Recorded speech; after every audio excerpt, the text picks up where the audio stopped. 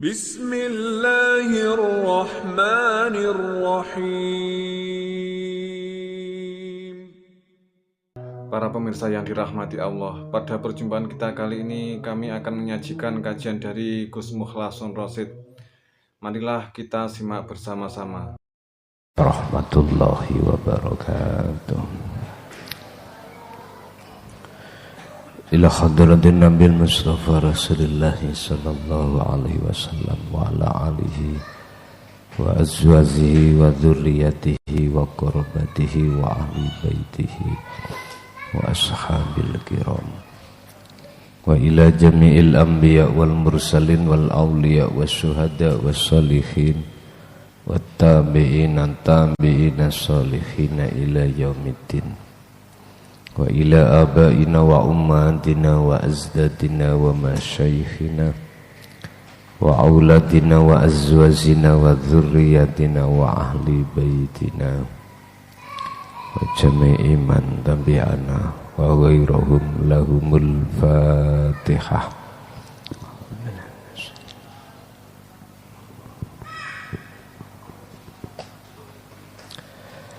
Bismillah, alhamdulillah, la hawla wa la quwwata illa billah.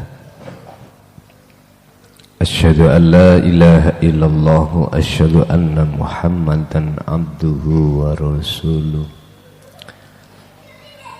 Allahumma salli wa sallim wa barik alaihi wa ala alihi wa ashabihi ajma'in, amma ba'd. Tentang tujuan manusia ketika saat di dunia itu banyak berbagai macam pendapat. Ada yang berpendapat bahwasanya manusia hidup di dunia ini yang terpenting sukses urusan-urusan dunia. Ada pula yang berpendapat bahwasanya ketika saat di dunia ini tujuannya adalah menyembah kepada Allah, menyembah kepada Tuhannya, tapi sebatas ibadatul jawareh, ibadah hukum-hukum yang hanya ada kaitannya dengan jasmani,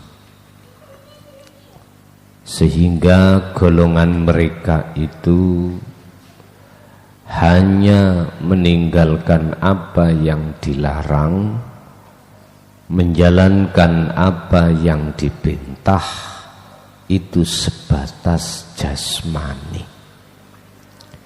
Ini yang disebut ibadah jawareh, ibadah yang ada kaitannya dengan anggota tubuh. Ada lagi yang berpendapat yang nomor 3, tujuan manusia hidup di dunia ini adalah pengabdian. Makna dari pengabdian ini adalah menafikan diri, bertemu diri sejati. Ini kalau bahasa Quran disebut biwahdaniyatillah. Dia mengesahkan terhadap Tuhannya, otomatis sebelum mengesahkan dia telah menafikan selain daripada Allah. Makanya disebut terkenal nafi isbat. Sebetulnya pembahasan nafi isbat itu di dalam golongan thariqah sudah dibahas. cuman kurang detail, kurang menyentuh maksud nafi isbat itu di dalam ruangan makrifat. Masih membahas nafi isbat itu di ruangan ketika salik melakukan suluk, berarti perjalanan. Kebanyakan itu di situ, sehingga lebih ditekankan zikir itu berjumlah, entah berapa ribu. Yang ditekankan itu kebanyakan, ya dah, kebanyakan. Mungkin juga ada yang menekankan fungsi nafi isbat di dalam zikir tersebut, tidak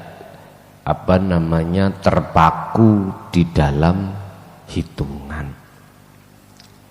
Lah, pendapat yang nomor 3 inilah Bapak Ibu pendapat yang paling sedikit, pendapat minoritas, paling sedikit. Sebab apa? Allah sudah katakan di dalam surat An-Nahl,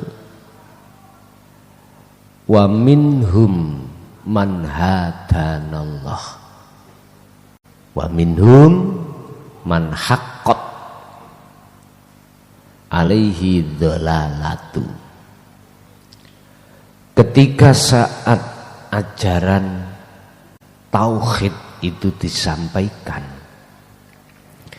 ketika fungsi nafi isbat itu ditekankan, di tengah golongan manusia itu terpecah menjadi 2 golongan. Pertama, ada golongan yang mengikuti petunjuk atau hidayah Allah. Tapi ada golongan lagi yang kedua, bersikukuh di dalam tergelincirnya hati terhadap nafsunya sendiri. Ini yang disebut alaihi dhalalatu, dia disesatkan Allah. Lah, golongan yang kedua ini Bapak Ibu golongan yang mayoritas, sementara golongan yang pertama ini disebut man hadanallah adalah golongan yang minoritas. Bon niki Quran jawab seperti ini. Jadi jenengan jangan heran kalau ada satu pondok atau satu pengajian atau satu pendidikan itu murni pembahasannya tauhid, itu pengikutnya cuman sedikit. Tapi kalau satu pondok, satu pengajaran, pendidikan yang di situ mengajarkan suksesnya duniawiyah, sing teko niku mbludak atau mbleduk ngoten, wis saking ukei. Dan itu sudah nas apa yang ada di Al-Qur'an ngoten. Berkenaan dengan kehidupan manusia di dunia ini, malam hari ini kita akan membahas apa tujuan manusia saat di dunia ini. Apa tujuan maksud Allah menciptakan manusia diturunkan di dunia ini. Ma utawi apa huwa utawi ma iku al-gharadu, gharadul insan fil hayatid dunya, tujuane menungso fil hayatid dunya kang ana ing dalem kehidupan dunia. Apa tujuan manusia saat hidup di dunia ini? Ghayatu hayatil insani, utawi tujuan notoki tujuan kehidupan manusia fil islami miturut agama Islam itu apa ya? Ghayatu iku kama huwa, kaya keterangan huwa kang utawi mah iku muwaddohun kang wis den jelasake fil Qur'ani ing dalam Al-Qur'an, fi suratid Dariyati ing dalam surat Ad-Dariyat al ayata ing ayat 56. Surat Ad-Dariyat ayat 56. Utawi tujuane manusia di dunia ini huwa iku utawi tujuane iku ayak Buddha ing yento supaya madhep ngabukti sira, ngabukti Allah ing Gusti Allah, ayak Buddha ing yento ngabukti Allah ing Gusti Allah, wa yakuna lan ana apa-apa sapa ingsan nomor loro iku khalifatan dadi pemimpin fil ardi ing dalam bumi. Surat Ad-Dariyat Allah katakan tujuan hidup manusia di dunia ini hanyalah mengabdi kepada Allah dan menjadi khalifah pemimpin di muka bumi. Wa ma khalaqtul jinna wal insa illa liya'budun, lan ora bakal nyiptakake ingsun Allah al jinna ing jin wal insa lan menungso. Ora bakal nyiptakno iku illa liya'budun kejaba krana arahe do ngabdi sapa jin lan manungsa. Endi sing dimaksud ngabdi niku, Pak? Mana yang dikatakan ngabdi, menyembah miturut ayat ini, miturut Quran ini, dan mana yang dikatakan sebagai khalifah? Iku yang dipimpin yang mana? Sing dipimpin iku sing endi? Yang mana? Kalau nyembah yang bagaimana? Inilah Pak ya, di tengah umat manusia khususnya Islam banyak yang tidak mengerti. Paling tidak sebatas dikawiti dikawiti takbir, dipungkasi salam. Akhirnya terkenal disebut sholat, nyembah. Kebanyakan pengetahuannya itu sampai di situ. Padahal yang dimaksud liya'budun, ngabdi, menyembah di sini adalah yakni maksud sapa ingsun, yakni ngersakake sapa ingsun annal ibadata ing sak temene kang den maksud ibadah atau nyembah ya iku nafyudzati mahlukoti, meniadakan diri makhluk, wa muqabilatu dzatil hakikiyati, madhep ketemu zat atau diri kang sejati. kula wangsuli yang dimaksud ngabdi menyembah ngibadah adalah nafyudz dzatil makhluqati wa muqabilatudz dzatil haqiqiyati wa huwa al-ahad, meniadakan diri sebagai makhluk dalam rangka menghadap bertemu diri kang sejati. Siapa diri kang sejati? Ai Allahul Ahad, itulah Allah yang tunggal. Maksudnya Allah adalah Al-Ahadu yang esa.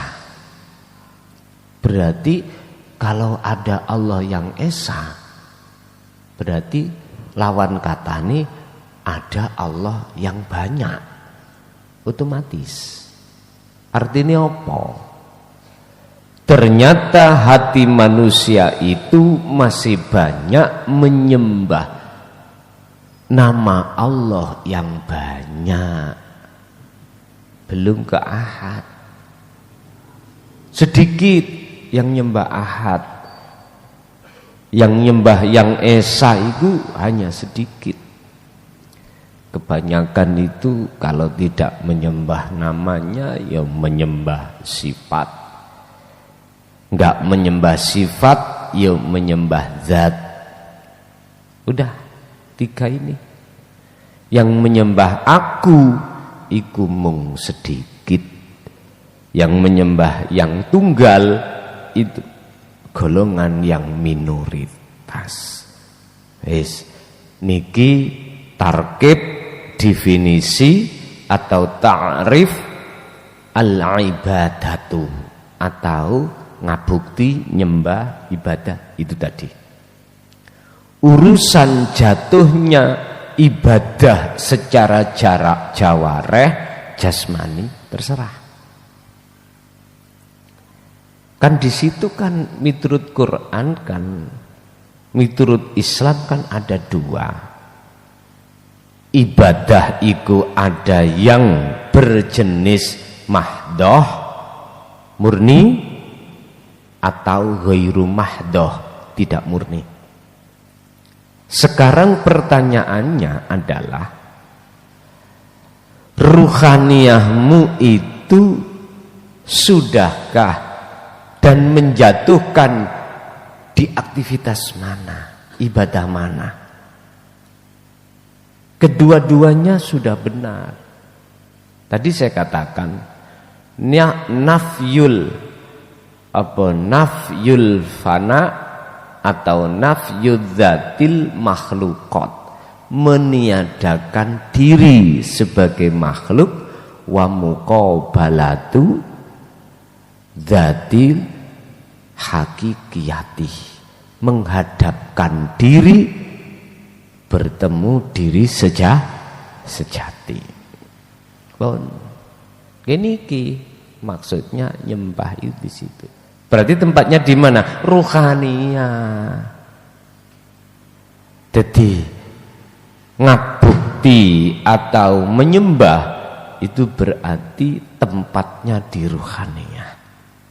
Miturut pandangan kacamata ruhaniyah atau hakikiyah.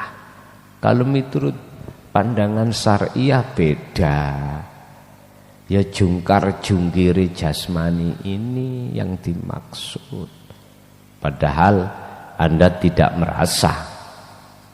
Jungkar jungkiri jasmani itu sebetulnya pancarane jungkar jungkirane rohani. Lah, jungkar jungkiri, apa sih jungkar jungkiri, Pak? Molak malik jasmani ini yang disebut amal ngibadah ing ngersane Allah, iku diterima atau tidak, iku tergantung keadaan rohani. Kalau rohaniyahnya itu memang melaksanakan, yakni annal ibadata, yang kumaksud tadi nyembah yang sebetulnya nyembah yang disebut mingkol bin zahidin, jelas ibadah jawareh panjenengan mesti diterima. Beda kalau keadaan hati kita mingkol bin rohib, madhep nanggone sakliyane Allah, yaitu isine langit lan bumi yang disebut makhluk. Beda. Bagaimana bisa diterima, Pak? Lah wong antarane sing didep ambek sing madhep niku mboten sinkron. Hati ngeten, meledingi. Apa meledingi?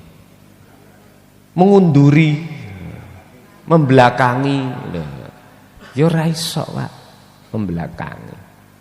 Makanya jangan heran kita mulai kecil sampai tuwek, ya. Mulai kita enggak bisa maca Quran sampai bisa maca Quran. Kita yang gak ngerti isine kitab sampai akhirnya bisa membaca kitab, bahkan sampai alim, tetep waktu sholat iku ketok isine dunya utawa langit. Padahal Gusti Allah melingni, ini wajah tu wajia, depno wajahmu nang wajahi Gusti Allah. Jangan menghadap terhadap lilladzi fataras samawati wal ard. Sipati Gusti Allah berupa kuwasane nyiptakno isine langit lan bumi. Jangan. Jikalau Anda betul-betul bisa menghadapkan diri Anda ke diri sejati, wa ma ana minal musyrikin. Loh ini yang disebut orang yang bersih hatinya, tidak ada perserikatan atau menyekutukan Tuhan. Tapi kalau hati ini menghadap terhadap selain daripada wujud kang sejati, yaitu makhluk, alias kita menghadap, akhirnya ya apa jawabannya ayat? Wa ana minal musyrikin.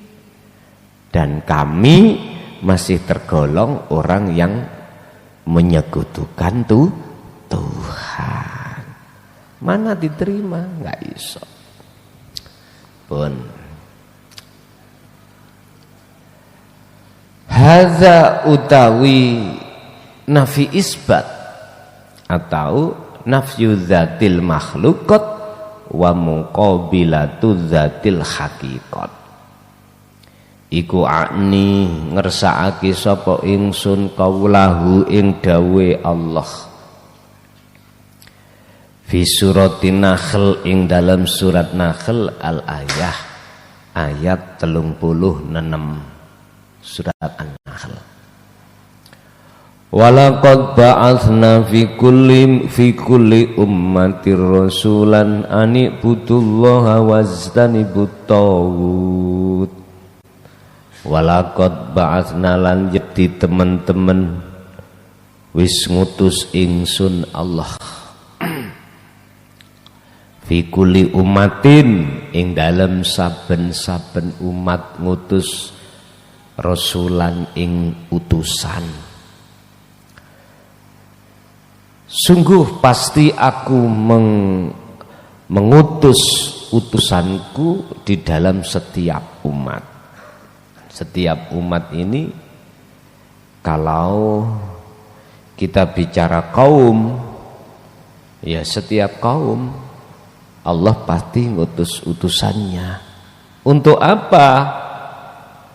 Ani butuh, untuk merintahake, menyerukan anik budu, supaya menyembah sopo-sopo umat Allah ing Gusti Allah. Iki maksudnya disuruh nyawiji, disuruh mengesahkan Allah. otomatis harus meniadakan selain Allah terlebih dahulu, baru saged terjadi. Wastanibu lan padha ngelarang atau padha ngedono sira kabeh atau huta ing saliyane Allah. Semua rasul risalah niki wonten mriku tok.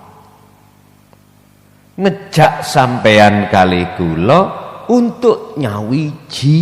Ya niki lho. Apa tujuan inti daripada tauhid? Biwahdaniyah pertama, mengesahkan Allah.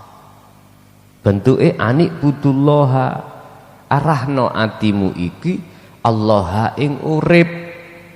Berarti jenengan harus membawa akses yang disebut dzikir sirul asrar, baru bisa ketemu. Ngoten lho niki. Sebab prosesnya kalau sudah memfungsikan dzikir sirul asrar, maka dalam hati jenengan Allah akan terasa dekat. Itu berarti Anda sudah dimasukkan Allah di alam muraqabah.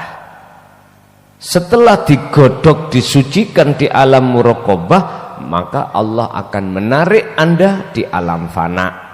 Berarti nafyudzati al-makhluqat, meniadakan keakuan diri sebagai makhluk. Dalam rangka apa? Wa muqabalatun, dan menghadap adzati al-hakikiyati.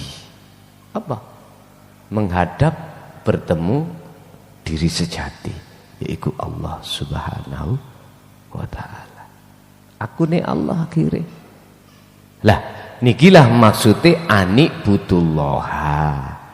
Wastanibu atau huta, disuruh ngedoi, meninggalkan dan tidak boleh menemui hati ini terhadap selain Allah. Tapi ketika saat itu disampaikan, faminhum mongko iku setengah saking golongane umat, man utawi ana wong hadza kang aweh petunjuk sapa Allahu Gusti Allah.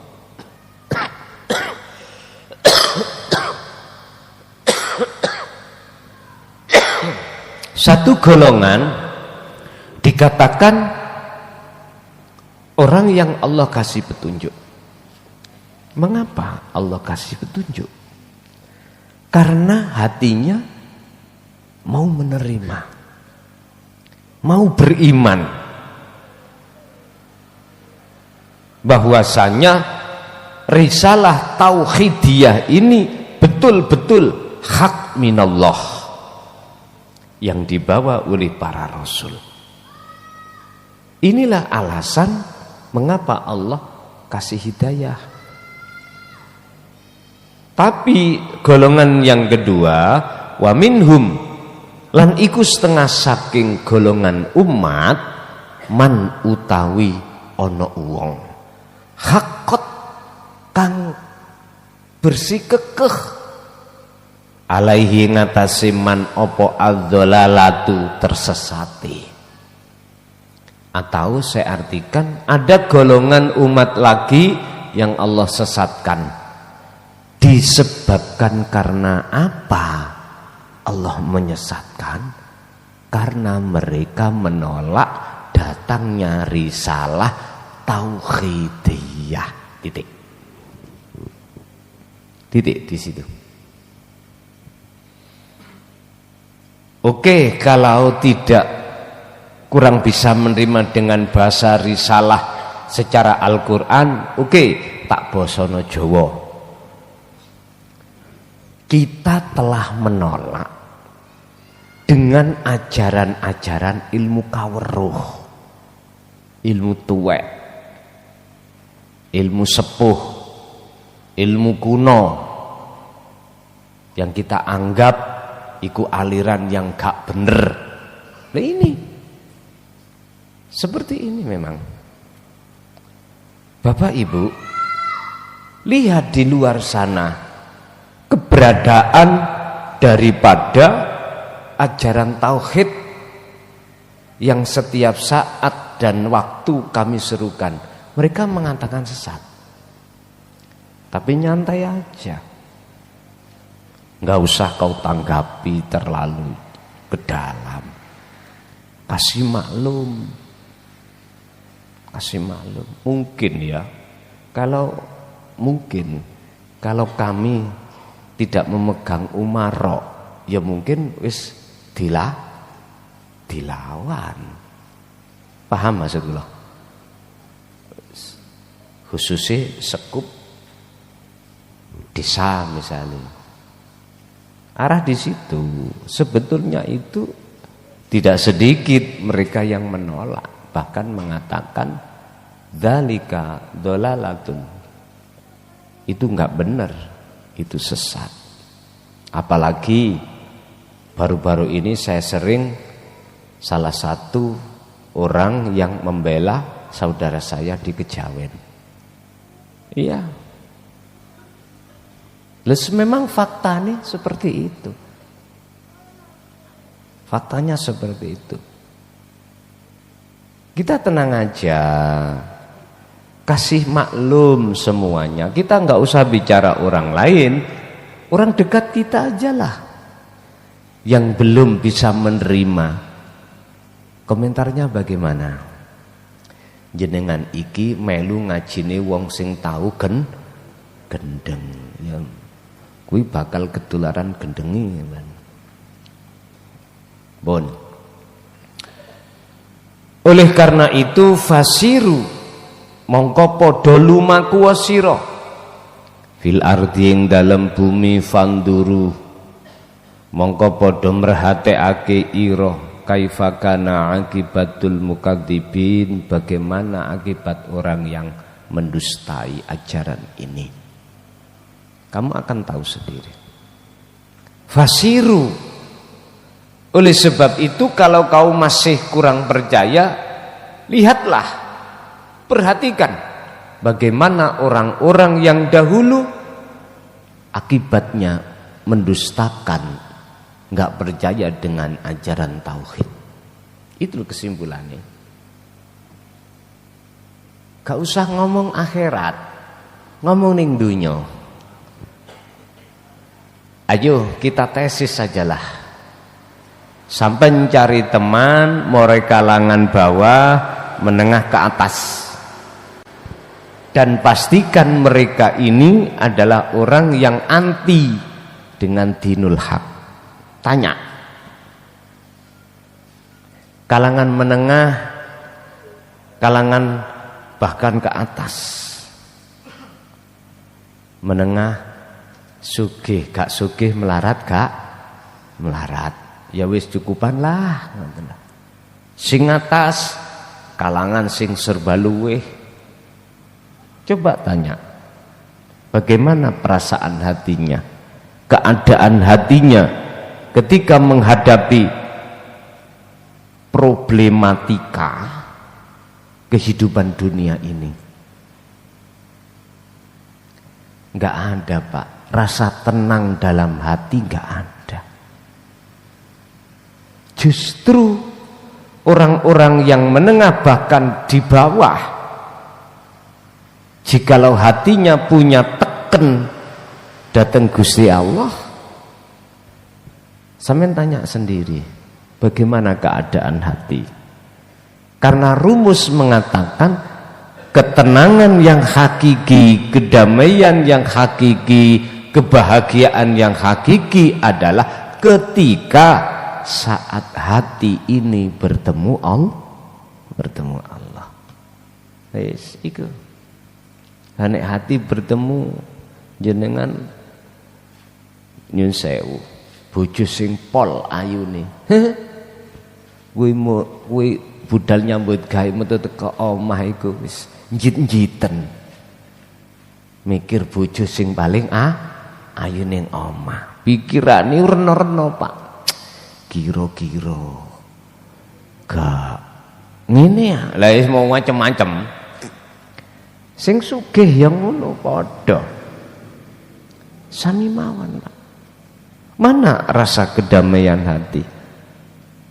Enggak ada. Kan sudah dikatakan oleh Allah dalam surat Ar-Ra'd ayat 28. Ala bidzikrillah. Ingatlah, hanya dengan mengingat atau sadar hatimu terhadap Allah, itulah jiwamu akan bisa menemukan kedamaian. Hanya dengan berzikir. Berzikir maksudnya berarti sadar. Mboten berzikir yang dimaksud ngalor ngidul nyekel tasbih, lesane kecumak mboten niku. Pun wal maksudu min kauni imaman. Apa maksud daripada imaman ay khalifatan? Apa yang dimaksud sebagai khalifah fil ardi ing dalam bumi? Apa yang dimaksud? Wa utawi imaman iku irsadun nafsi, bimbing jiwa, Pak. Mboten bimbing ahli. Lah ngoten. Kan ing Quran kan ini, ku anfusakum wa ahlikum naro. Jagalah dirimu dan keluargamu, ahlimu dari siksa api neraka. Berarti khalifah ar-rijal qawwamuna 'alan nisa, berarti suami sebagai pemimpin rumah tangga. Itulah bahasa syariat. Lah bahasa hakikat ya jiwamu ini. Tuntunan, bimbingan, biar dia enggak mengikuti alurnya, relnya nafsu. Ngoten lho maksudnya. Dengan cara bagaimana nanti dijelaskan. Wa da'watuha, lan ngajak ha ing jiwa ila sairi maring melaku ala tariqil ladzi ing atase dalane zat yardahu kang ridani ing alati sapa Allahu Gusti Allah. Lepas berarti ajakan jiwamu itu untuk berjalan di atas jalan yang diridani Allah. Mana yang dimaksud jalan yang diridani Allah? Fa'buduh hadza siratum mustaqim. Ngabukti wau. Urusan jasate sampean mangan, ngombe, nyambut gawe, salat, poso, haji. Wis semuanya ini bisa Anda jadikan sebagai apa? Wadah Anda ketemu Allah. Ya niki fa'budu, madhepe ati menyang Gusti sehingga disebut hadza siratum mustaqim. Itulah yang disebut jalan atau sirat yang lurus. Kama qala kaya keterangan qala kang wis dawuh sapa Allah taala fi surat Yusuf al ayata, surat Yusuf ayat 53. Wa ma ubarri'u nafsi innan nafsa la ammaratum bisu'i illa ma rahima rabbi. Wa ma ubarri'u lan ora tau ngucap sapa ingsun, ubarri'u ora tau ngucap bebas nafsi awa-awaan. Inna nafsa sak temene nafsu iku la ammaratun, yekti condong sapa apa nafsu bisu kelawan ngajak elek. Apa bisu artinya adalah melalaikan hatimu dari Tuhanmu. Ngaten. Aku tidak pernah mengatakan bahwasanya diriku sudah bebas dari nafsu. Enggak. Justru yang saya katakan inna nafsa la amaratum bisu. Nafsu itu selalu condong menekan hatimu untuk tidak berzikir, untuk lalai terhadap Tuhanmu, untuk tidak sadar kalau semua ini wujudnya Allah, untuk supaya hatimu tidak nyawiji. Inilah nafsu akan mengarahkan terhadap hati supaya seperti itu.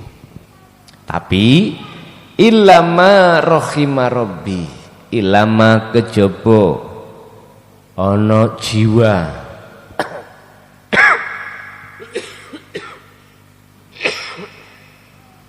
rohima kang melasi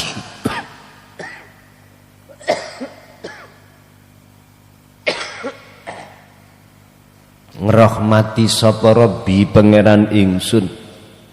Sebab inna Rabbi sak temene pangeran ingsun iku Ghafurur Rahim, pangeran kang maha ngapura dan maha welas. Mana yang dimaksud illama rohima Rabbi? Itulah jiwa yang sudah tidak peduli terhadap dorongan nafsunya. Berarti peduli dengan apa? Seruan Allah lewat warid di dalam dirinya. Ingat, warid hanya Allah letakkan pada jagatnya hati hamba, yang hati hamba itu limangkana yarjullaha, hati yang ada keinginan bertemu Allah. Hanya itu. Sama dengan ngeten, Pak. Cahaya atau warid itu sama dengan cahaya. Cahaya ini akan Allah nyalakan di dalam hati seseorang dengan maksud untuk mengusir kegelapan. Lah, cahaya akan Allah nyalakan dalam hati manusia manakala hati manusia itu betul-betul mau berzikir, betul-betul mau bertemu Allah lewat terus-menerus dia berzikir. Baru seperti itu, Pak. Ini miturut sistem. Berarti kita kalau tidak mengerti caranya zikir yang dimaksud untuk mencapai makom terang benderang, ya ora iso. Makanya sampean takoklah kanca-kanca sing ana thariqah. Puluhan tahun kok ora mudeng-mudeng di makom musyahadah iku apa sebab? Padahal kita sudah berzikir, cuman zikirnya itu tidak sesuai dengan target. Misalnya kula bedil ngono, mungsu ana etan, bedile ngulon, dadi mboten saged. Dadi bedil angin, mboten kenging. Nah, makanya datangnya hukum hakikat itu untuk memberikan kelonggaran terhadap golongan kita, baik yang ada di syariat ataupun sudah berkecimpung di thariqah, untuk nafyul dzati makhlukati wa muqabalatu dzati al hakikiyati. Untuk apa? Untuk membetulkan zikir kita yang katanya nafi isbatil, meniadakan diri makhluk dan bertemu diri sejati. Ya sejati ini diri, yaitu wujudnya Allah iku sing den maksud. Pun ngene iku sing dimaksud ilama rahima rabbi. Rabbi. Berarti di ngapura. Sirik-sirik, dosa sirik kita tempo-tempo yang lalu di sepura. Illama rahima Rabbi, sebab inna Rabbi iku ghafurur rahim. Pun. Terus bagaimana caranya ibadah itu betul-betul bisa mencapai target sesuai dengan maksud Quran, yakni annal ibadata wal khalifata. Bagaimana cara kita sesuai dengan Quran yang dimaksud tujuan manusia ini di dunia nyawiji, kemudian membimbing terhadap jiwa kita dari kepentingan nafsu. Al-Khulasatu masuk dalam ringkesan, Pak. Ini jawabannya. Inna kamala maqsidil insan, sak temene sampur-sampurnone tujuan menungso fi hadihi dunya, ing dalem iki dunya, sempurnane tujuan wong urip ning dunya iki ya iku wa utawi nuju nang kamal sempurnane, berarti marifat. Iku al ilmu, jenengan kedah wajib ngerti ngelmune. Ya iki yang kumaksud ilmu tauhidnya ini.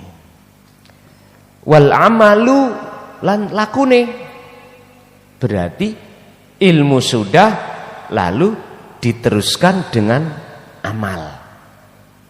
Inilah yang kusebut meditasi, kholwat atau uzlah atau bertapa. Yang ketiga, wal istiqomah, terus menerus hatta ya'tiyakal yakin, oleh berkholwat istiqomah sampai ngerti kek sampai mati, wis gak ada batas.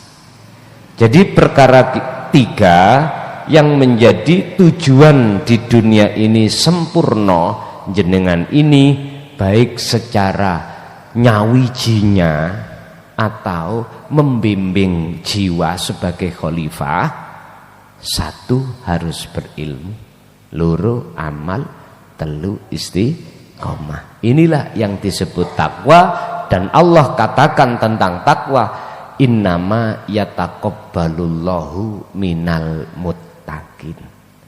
Amaliyah, kalau tidak ada dasar takwa ini, jenengan tuas jungkar jungkir, maca Quran tuas maca Quran, nyun sewu, sedekah tuas sedekah, haji tuas haji, ternyata di mata Allah bukan di mata manusia tak ternilai alias tak diterima, disebabkan tidak bertakwa. Innama yataqabbalullahu minal muttaqin, sesungguhnya ibadah apapun itu tidak akan diterima oleh Allah kecuali yang bersumber dari hati yang takwa. Al-Fatihah.